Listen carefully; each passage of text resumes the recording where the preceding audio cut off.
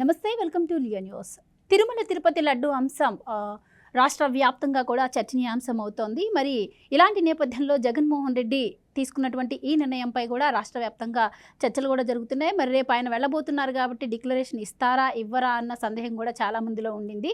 మరి అసలు అక్కడ దాకా కూడా ఆయన వెళ్ళనివ్వము అంటూ హిందూ పరిషత్ సంఘాలు కూడా హెచ్చరికలు జారీ చేస్తున్నారు. అలాగే ఇప్పటికే అక్కడ కొంతమంది స్వామీజీలు కూడా ధర్నా చేపట్టారు, దీక్ష చేస్తున్నారు అని కూడా అంటున్నారు. మరి దీనికి సంబంధించి అసలు 28వ తారీఖు ఏం జరగబోతోంది, మరి జగన్మోహన్ రెడ్డి ఇలాంటి నిర్ణయం తీసుకోవడం వెనుక ఎలాంటి కుట్రకోణం దాగి ఉంది, ఇట్లాంటి అంశాలన్నీ తెలుసుకుందాం. మనతో పాటు ఉన్నారు సీనియర్ పొలిటికల్ అనలిస్ట్ ప్రసాద్ కాన్మల్లి గారు. నమస్కారం సార్. నమస్కారం సార్, జగన్మోహన్ రెడ్డి ఈ నెల 28వ తారీఖు తిరుపతి వెళ్ళబోతున్నారు. ఎందుకు అంటే టీడీపీ ఏదైతే ఈ లడ్డు అంశంలో రాజకీయం చేస్తోందో, అబద్ధాలు చెప్తోందో, మన భక్తుల మనోభావాలను దెబ్బతీసిందో వాటన్నింటికీ కూడా ప్రాయశ్చిత్తంగా రాష్ట్ర వ్యాప్తంగా కూడా పూజలు చేయాలని చెప్పి జగన్మోహన్ రెడ్డి గారు పిలుపునిచ్చారు. అందులో భాగంగానే ఆయన కూడా తిరుపతి వెళ్ళబోతున్నారు అంటున్నారు. సో ఇప్పటి వరకు జగన్మోహన్ రెడ్డి గారు తిరుపతి వెళ్ళడం ఒక లెక్క, ఇప్పుడు రేపు వెళ్ళబోవడం మరో లెక్క. సో ఏం జరగబోతుంది అంటారు? 28వ తారీఖు ఏం చెప్తారు? ఆయన గుడికి కూడా వెళ్లకుండా సతీ సమేతంగా ఇంట్లో గుడి సెట్టేసి ఏ విధంగా వ్యవహారం చేశాడన్నది కూడా మనం చూసాం. ఆ రోజున అది కూడా చాలా వివాదాస్పదమైంది. ఇప్పుడు ఈ రోజున ఏమీ లేదు. నిన్న చూస్తే పార్టీలో మిగిలిన నాయకులు, పార్టీలో ఇంకా ఎవరో కాస్త కూస్తో యాక్టివ్గా ఉన్నవాళ్ళు, కొంతమంది నాయకులతో ఆయన ఒక సమావేశం నిర్ణయించడం జరిగింది. మీరు చూశారు కదా నిన్న. సో ఆ నాయకులు అందరూ కూడా, అందులో మెజారిటీ ఆఫ్ ద పీపుల్ చెప్పింది ఏంటంటే, ఈ యొక్క లడ్డు వ్యవహారంలో జరిగిన ఈ అవకతవకలు, ఈ యొక్క కల్తీ, ఈ యొక్క ఏదైతే ఆ యొక్క పంది కొవ్వు లేకపోతే ఈ యొక్క గొడ్డు కొవ్వు కలిపిన వలన మొత్తం తెలుగు రాష్ట్రాల్లోనే కాకుండా దేశవ్యాప్తంగా కాకుండా ప్రపంచవ్యాప్తంగా కూడా మనకు పూర్తి వ్యతిరేకత వచ్చింది. ఎస్పెషల్లీ హిందూ కమ్యూనిటీలో ఎవరైతే వెంకటేశ్వర స్వామి భక్తులు ఉన్నారో, ఎవరైతే ఈ సనాతన ధర్మాన్ని, హిందూ ధర్మాన్ని పాటించే ఈ హిందువులు ఉన్నారో, వీళ్ళందరూ కూడా మనల్ని చీకొడుతున్నాడు, చేదరించుకుంటున్నారు. కాబట్టి మన రాజకీయ భవిష్యత్తే ఈ ఒక్క ఇష్యూ తోటి. ఇప్పుడు మనం ఎన్నో తప్పులు చేసాం. ల్యాండ్ పేరుతోటి, శాండ్ పేరుతోటి, మైన్ పేరుతోటి, వైన్ పేరుతోటి, అలాగే ఎన్ని దోపిడీలో చేసాం మనం. కానీ ఈ ఒక్క వ్యవస్థతో పూర్తిగా ఏదో చెబుతారు కదా, 100 గొడ్లు తిన్న ఒక రాబందు ఏ విధంగా అయితే తుడుచుకు పెట్టుకుపోయిందో, ఆ విధంగా మన యొక్క ఉన్న కాస్త కోస్త పరపతి, కాస్త ఇమేజ్, పార్టీ మీద కాస్త కోస్తున్న సానుభూతి పూర్తిగా పోయింది. కాబట్టి ఏదో విధంగా మళ్ళీ మనం హిందువుల మనోభావాలని దెబ్బతిని హిందూ మనోభావాలకి ముందేసినట్టుగా ఉంటుంది. సో ఈ విధంగా మీరు వెళ్ళండి అని చెప్పిన వల్లనే ఇప్పుడు తనేదో మనస్ఫూర్తిగానో, తను కావాలనో, ఆ గాడ్ ఫియర్ మీదో, దేవుడి మీద ప్రేమతోటో, దేవుడి మీద భక్తితోటి వెళ్ళట్లేదు. కేవలం తనకి వచ్చిన ఆ సెట్ బ్యాక్, రాజకీయంగా తను పూర్తిగా కనుమరుగైపోతాననే భయంతో, పార్టీ భ్రష్టు పట్టిపోయిందని, పార్టీకి భూస్థాపితం అయిపోతుందనే భయంతో ఇది ఒక కొత్త నాటకానికి తెరదీశాడమ్మా. కానీ ఇప్పుడు ఇక్కడ ఆయన ఆలోచన ఏదైతే ఉందో, రేపు అది బెడిసి కొట్టే అవకాశం కూడా ఉండే ఛాన్స్ ఉంటుంది అంటున్నారు. ఎందుకు అంటే ఇప్పుడు ఆయన డిక్లరేషన్ ఇవ్వాలి. అసలు ఆ డిక్లరేషన్ ఇస్తారా ఇవ్వరా? అసలు డిక్లరేషన్ తీసి పక్కన పెడితే లడ్డు అంశంపై, అలాగే ఆయన ఏ మతము అని చెప్పేదానిపై కూడా చర్చలు నడుస్తున్నాయి. ఇప్పటి వరకు ప్రజలు ఆయన హిందూ అని అనుకుంటున్నారు, ఆయన క్రిస్టియన్ అని అనుకుంటున్నారు. సో ఇప్పుడు అసలు ఆయన హిందువా క్రిస్టియన్ అని చెప్పాల్సిన టైం కూడా వచ్చింది. ఇప్పుడు రేపు దానికి జగన్మోహన్ రెడ్డి సమాధానం చెప్పాలి. చెప్పాకే తదుపరి పర్యటన గురించి ఆలోచించాలి అని అంటున్నారు. అలాగే ఇప్పుడు ఎవరైతే ఉన్నారో హిందూ పరిషత్ సంఘాలు కానీ వీళ్ళందరూ కూడాను ఆయన అడ్డుకుంటామని చెప్పి బీజేపీ ఎమ్మెల్యే రాజా సింగ్ కూడా ఒక హెచ్చరిక అయితే జారీ చేయడం జరిగింది. సో ఏం చెప్తారు దీని గురించి? ఆయన ముందు చెప్పాలంటారా అసలు నేను హిందువా క్రిస్టియనా అని? ఇప్పుడు ఒకటేమ్మా, హిందువా క్రిస్టియనా అన్నది పక్కన పెడితే, ఈ హిందూ సంఘాలు వీళ్ళందరూ కూడా డెఫినెట్గా వీళ్ళు అడ్డుకోవడానికి ప్రయత్నం చేస్తారు. కొన్ని ఉద్రిక్త పరిస్థితులు కూడా ఏర్పడతాయి. సో ఇది కాకుండా మనం హిందువా క్రిస్టియన్ అనుమానం లేదు. 100% వాళ్ళు క్రిస్టియన్సే. మీరు తీసుకుంటే జగన్మోహన్ రెడ్డి అధికారంలోకి వచ్చినప్పుడు తీసుకుంటే, మీరు పాత వీడియోస్ చూడండి. వాళ్ళ మదరు, వాళ్ళ భార్య భారతీ రెడ్డి గారు కూర్చుని ఆ యొక్క యేసు దైవం వలన, బైబిల్ వలన మేము ఈ రోజున ఈ విధంగా విజయం సాధించాం, పెద్ద గండం నుంచి బయటపడ్డామని, ప్లస్ ఈ జీసస్ మించిన ఈ ప్రపంచంలో దేవుడు లేడు, ఎంతగానో గొప్ప లేడని చెప్పి కూడా భారతిరెడ్డి గారి యొక్క క్లిప్పింగ్స్ కూడా ఉన్నాయి. సో 100% దాంట్లో సందేహం లేదు. రాజశేఖర రెడ్డి ఏ విధంగా అయితే అక్కడ అన్ని మతస్థులకు ఉద్యోగాలు ఇచ్చి, అన్ని మతస్థులు అక్కడ ప్రచారం చేస్తుంటే వాళ్ళకి ఫ్రీ హ్యాండ్ ఇచ్చి, ప్లస్ నిండు సభలో, నిండు అసెంబ్లీలో ఏడుకొండల వాడు అంటాక ఏమైనా దీనికి అథెంటిక్గా ఏమైనా రికార్డ్స్ ఉన్నాయా, లేకపోతే దీనికి సంబంధించిన డాక్యుమెంట్స్ ఉన్నాయా, పట్టాదారు పాస్ పుస్తకాలు ఉన్నాయా దేవుడికి, కాదు 2 కొండలే అని చెప్పి మాట్లాడడం, ఆ తర్వాత జరిగిన పరిణామాలు అన్నీ కూడా తీసుకుంటే, అలాగే జగన్మోహన్ రెడ్డి హయాంలో కూడా నిజంగానే హిందూ అయ్యి, నిజంగానే వెంకటేశ్వర స్వామి మీద భక్తి, ప్రేమ, భయం ఉండుంటే ఈ విధంగా కన్వర్టెడ్ ఎంప్లాయీస్ని, కన్వర్టెడ్ క్రిస్టియన్స్ని చైర్మన్గా తీసుకొచ్చి పెట్టే పరిస్థితి అక్కడ లేదు. సో ఇవన్నీ చూసినప్పుడు జగన్మోహన్ రెడ్డి కేవలం విశాఖపట్నం ఆ యొక్క శారదాపీఠం స్వరూపానందతో కలిసి వాళ్ళందరూ ఇచ్చిన ఒక మైండ్ గేము, ఒక ప్లాన్ ఇది. హిందువుల ఓట్లు కొల్లగట్టాలంటే నువ్వు అడ్డబొట్లు, నిలువుబొట్లు పెట్టుకో, మాతో సరిగంగ స్థానాలు చెయ్యి, పూజలు, యజ్ఞాలు, యాగాలు చేసినట్టుగా నటించు.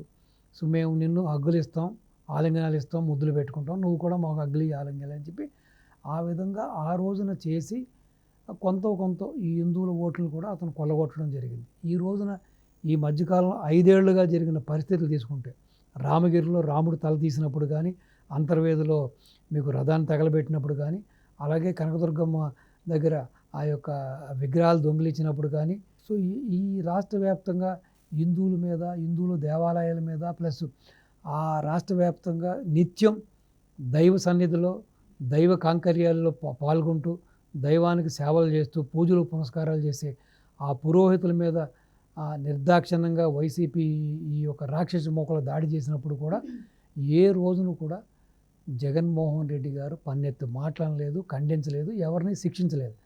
నిన్నగాక మొన్న జరిగిన సంఘటన కూడా తీసుకోండి, అనంతపూర్లో రథాన్ని తగలబెట్టడం కూడా అతను కూడా పరమేశ్వర్ రెడ్డి అనే ఒక వైసీపీకి సంబంధించిన కార్యకర్తే.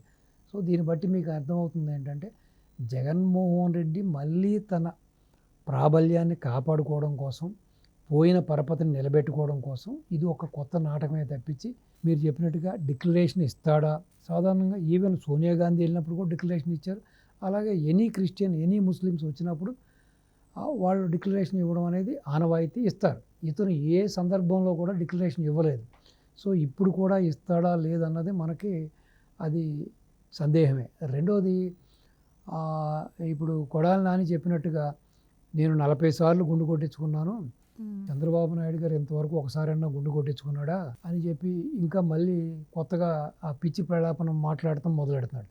ఇప్పుడు 40 సార్లు గుండు కొట్టించుకున్న నువ్వు నిజంగా నీకు హైందవ ధర్మం మీద కానీ, సనాతన ధర్మం మీద కానీ, హిందూ ధర్మం మీద కానీ, సో హిందూ సాంప్రదాయాల మీద కానీ, హిందూ దేవుళ్ళ మీద కానీ గౌరవం ఉంటే, రామగిరి సంఘటన అప్పుడు నువ్వేం మాట్లాడావు, అంతర్వేది రథం ఉన్నప్పుడు ఏం మాట్లాడావు, మళ్ళీ నిన్న ఏం మాట్లాడుతున్నావు నువ్వు? అదేముంది, ప్రసాదం అంటే ఏముంది, తినే వస్తువే కదా, తినే వస్తువులో కొవ్వు కలిస్తే తప్పేంటని చెప్పి నువ్వు కొవ్వెక్కిన మాటలు మాట్లాడుతున్నావు. సో నేను కొడాలి నాని సూటిగా ఒక ప్రశ్నిస్తున్నా. సో బాబు గారు గుండు కొట్టించుకుంటున్నారా లేదా, బాబు గారికి భక్తి ఉందా లేదన్నది ప్రపంచానికి తెలుసు, ప్రతి ఒక్కరికి తెలుసు, ఆయన అంతరాత్మకు తెలుసు. ఆయన అన్నదానానికి ఎంత ఖర్చు పెడుతున్నారో, ఏటా ఏమి ఇస్తున్నారు, ఏం చేస్తున్నారని ఆయనకు తెలుసు. ఆయన ఏ విధంగా తిరుపతి యొక్క పవిత్రతని కాపాడడానికి చర్యలు తీసుకున్నారు, ఈ రోజున ఏ చర్యలు తీసుకున్నారు, ఈ రోజున అక్కడ భక్తులు తీసుకుంటే మళ్ళీ అక్కడున్న వసతులు బాగున్నాయని, ఆ నీట్నెస్ బాగుందని, అలాగే లడ్డు యొక్క టేస్ట్ కానీ, లడ్డు యొక్క రుచి కానీ పెరిగిందని, బాగుందని కూడా వాళ్ళందరూ కూడా కితాబిస్తం జరుగుతుంది.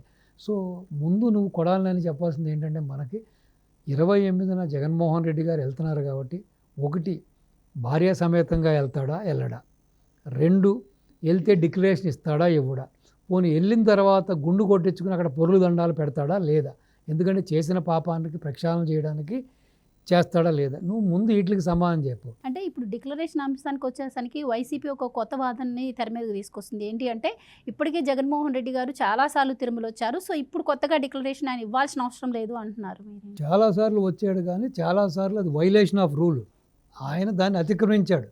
అంటే ఏంటి, నేను ఒక ముఖ్యమంత్రిని అనే హోదాతో, ముఖ్యమంత్రి అనే గర్వంతో నేను ఏదో పెద్ద అతిథుడిని అని చెప్పి ఆ విధంగా వ్యవహరించాడు. ఇప్పుడు నువ్వు ముఖ్యమంత్రివి కాదు, కేవలం పులివెందులకి 175 స్థానాలు ఉన్న ఆంధ్రాలో ఏ విధంగా ఒక ఎమ్మెల్యే, అలాగే నువ్వు కూడా ఒక నియోజకవర్గానికి నువ్వు ఒక ఎమ్మెల్యే మాత్రమే.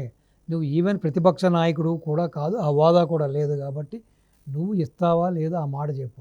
ఇన్ని చేసి ఇన్ని జరిగిన తర్వాత కూడా వాళ్ళ యొక్క నాయకులు మాట్లాడటం చూస్తుంటే ఇప్పుడు అలాగే లక్ష్మీపార్వతి యొక్క వెర్షన్ తీసుకోండి. లక్ష్మీపార్వతి ఏమంటుందమ్మా?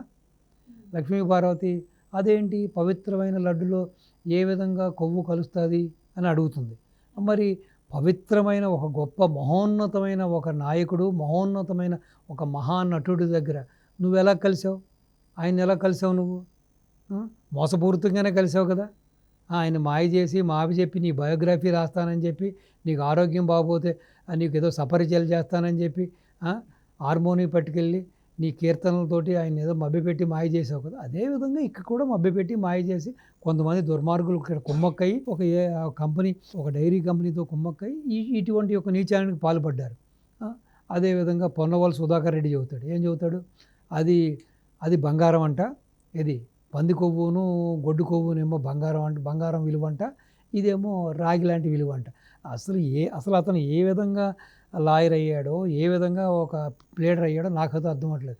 అతను చూసినప్పుడు నాకు అనిపిస్తుంది అంటే ఈవెన్ కోర్టులో ఉండే బంట్రోతుకున్న పరిజ్ఞానం కూడా అతనికి లేదు. అతను లాయర్కి ఎక్కువ, బంట్రోతుకు తక్కువ. సో అతని వెర్షన్ అది.